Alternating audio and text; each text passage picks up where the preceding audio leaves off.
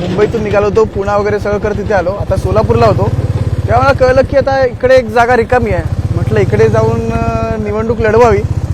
पण तेवढ्यात तिकडे दुसरं तुमच्या प्रतिस्पर्धी नाव जाहीर झालंय. कळलं का तुम्हाला? नाही भाऊ, मी आता तुमच्या बरोबर. अहो काय काय सर, काय बोलताय? नाव जाहीर झालं तुम्हाला माहित नाही? नाव जाहीर झालं नाही झालं, मी प्रतिस्पर्धी कोण आहे काय आहे हा विचार कधी केलाच नाही. जे माझं नाव जाहीर झालं, मी कामाला लागलो, मी माझं काम गेले 5 वर्ष करत आलो आहे. त्यामुळे मी माझ्या कामाशी निगडीत राहूनच लोकांपुढे जातो. पण नाव सांगू का मी तुम्हाला? तुम्ही म्हणता एवढं की नाहीच माहीत, तर मी सांगून टाकतो. हां सांगा. निलेश लंके.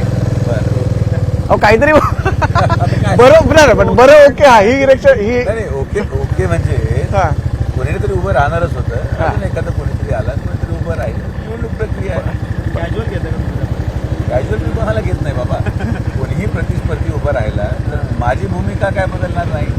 मला विकासात्मक कामं झाले, पुढे मला जायचं एजंडा आहे, तो अजिबात बदलत नाही. ते दुसऱ्याला खाली दाखवून किंवा उमेदवाराला खाली दाखवून माझ्या मतं मागतच नाही. त्यामुळं ते असतील किंवा दुसरं कोणी असेल ते जर मेक अ डिफरन्स, कोणालाही हलक्यात घेत नाही.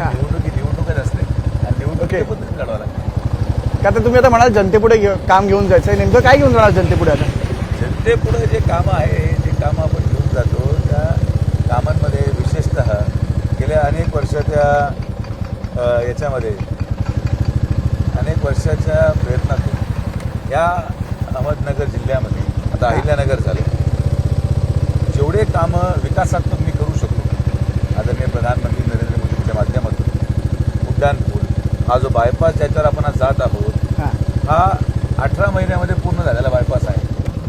आणि एकही असा प्रकल्प मी कदाचित एक्झॅजरेटचा करत नसेल, मी एकमेव खासदार असेल ज्यांनी त्याच्या कारकिर्दीमध्ये ज्या प्रकल्पांचे नारळ फोडले त्याचं उद्घाटन पण त्यांनीच केलं.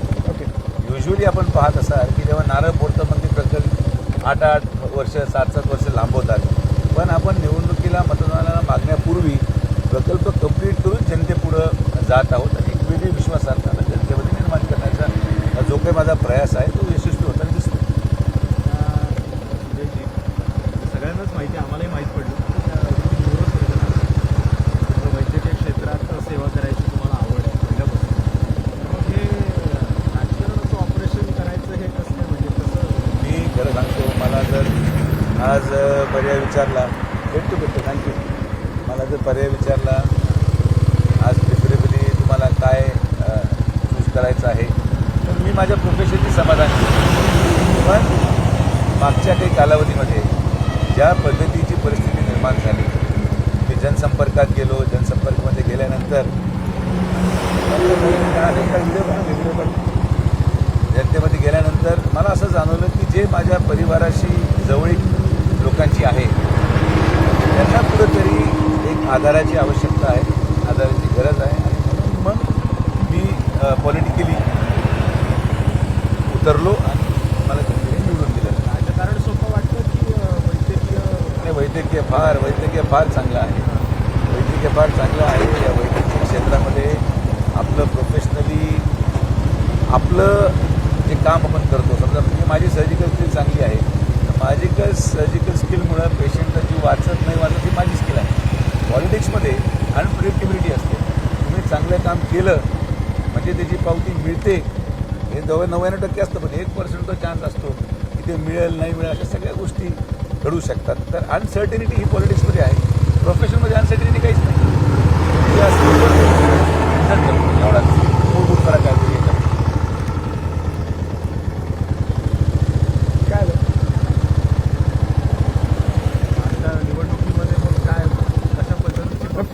तुम्ही काहीतरी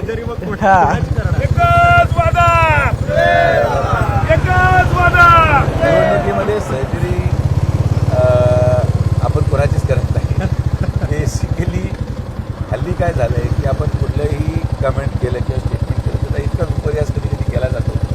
आणि म्हणून मला असं वाटतं की जे काही आपण 5 वर्षामध्ये एस्टॅब्लिश करू शकलो, कम्युनिकेशन मोड असेल, जनतेचे प्रश्न सोडू शकतो, आणि that is good enough for anyone.